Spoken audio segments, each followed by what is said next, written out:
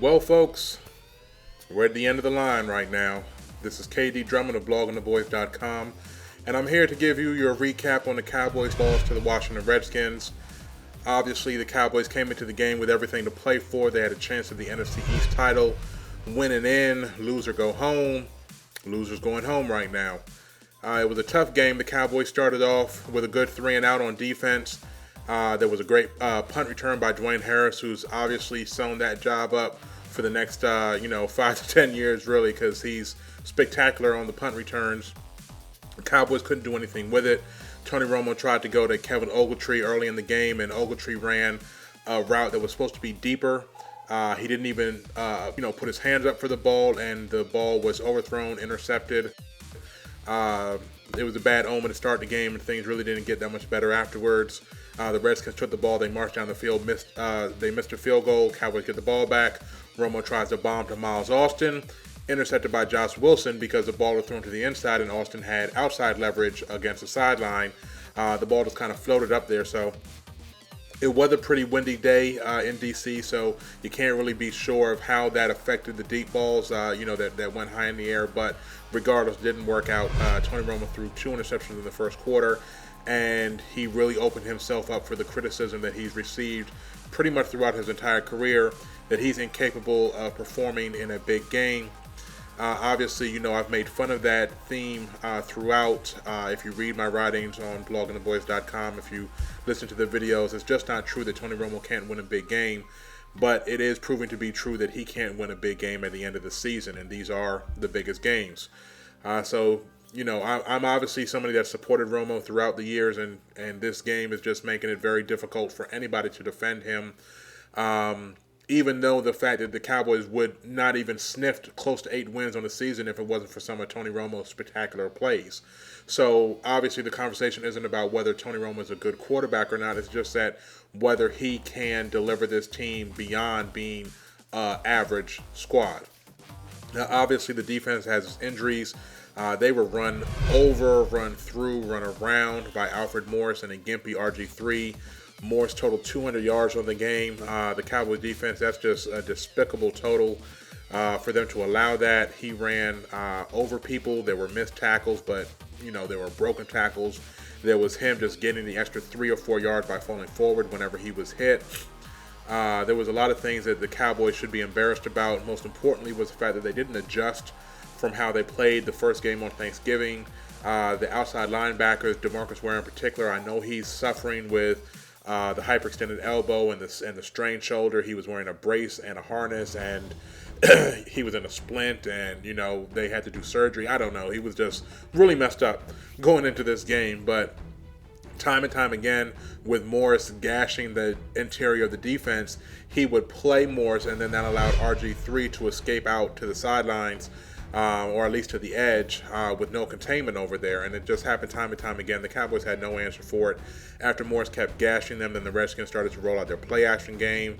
There was a big completion to Pierre Garçon out of a timeout on a play-action play, where it was just basically that the Redskins offense could do whatever they wanted. For them to score 28 points and their quarterback to only throw for 100 passing yards, it's pretty embarrassing. But again, the Tony Romo interceptions, there were no turnovers. There were no fumbles on the game, I should say. But the interceptions really killed. Dallas tried to come back. They tried to pull their cardiac Cowboys routine and come back at the end of the game.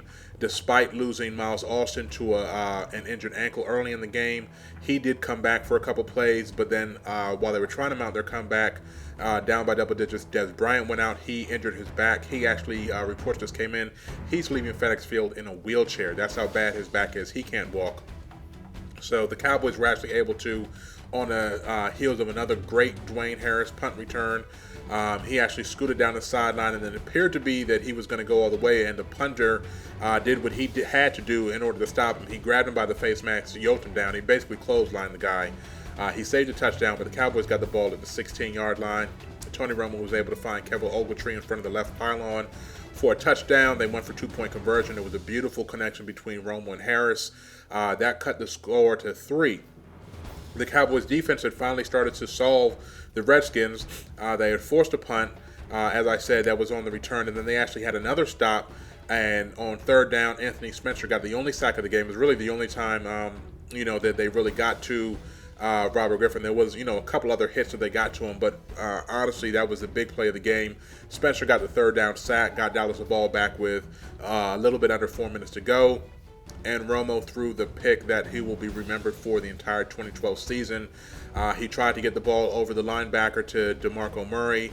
Rob Jackson, who's substituting for Brian Arakpo, who's been out for the season, leapt up high in the air and made the interception. It was reminiscent of an interception that Tony Romo threw earlier in the season. They didn't run it back or anything, but that pretty much ended the game. The Redskins were able to run it out. They gave it to Alfred Morris, who got his the last 3 yards on his way to 200 on the third touchdown of the game. RG3 ran in the other one. So that's 4 rushing touchdowns that the Cowboys gave up. Obviously, it's going to be a long off season as Dallas tries to contemplate how much of their 8-8 record is due to the injuries that they have on defense. Just to recap, you talk about losing Kenyon Coleman, Jay Ratliff on the line, Sean Lee, Bruce Carter at linebackers. Anthony Spencer was missing for a couple games. DeMarcus Ware has been injured for the last 4. The secondary lost Barry Church. They lost Orlando Scandrick. It's just disgusting how many injuries that they had. On offense, they lost Phil Costa for pretty much the whole season. He was back for a couple games, and then he went out again. DeMarco Murray was injured for a bunch of the time. And now every team has injuries, but there was a stat that the Cowboys had actually played 36 men on defense. The league average was 28. The league low was 24. So you're talking about 8 more players have played on the Cowboys defense than the league average. It's very hard to compete in the NFL when you're playing third string, fourth string. When it comes to inside linebackers, 5th and 6th string players, even 9th string, Brady Papinga, signing players off the street at every level of your defense, it's not a recipe for success. And regardless, they were in a position to win today. They got close, but they just weren't able to pull it out when it finally came down to it, and it's on to the offseason. There's going to be a lot of things that the team is going to have to answer for, but we'll see what they do. My confidence has never wavered. As I said on Twitter, follow me at BloggingTheBoys and at KDP10for10. I came into this Cowboys Nation at 10 years old following the Lean Landry years, so there's no way that I'll ever give up on this team. I've been through the laughingstock years of 3-13 and 1-15. I'll never give up on them, but we'll see what they do with the draft and with free agency up against a tight salary cap thanks to John Mara and Roger Goodell. Hey, what can you say? 2013 is coming. I appreciate all of the YouTube people that have subscribed to our channel. Make sure you do subscribe. SBN, Blogging the Boys. Don't forget about our other channels, SBN NFL and SB Nation.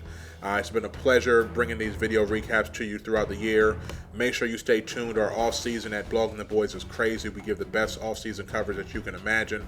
So make sure you stay tuned for that. Check out the website. Check out the Twitter. Check out the Facebook. Check out the YouTube. Make sure you stay with us. Cowboys fall 28-18. That's it for the season, folks. Salute.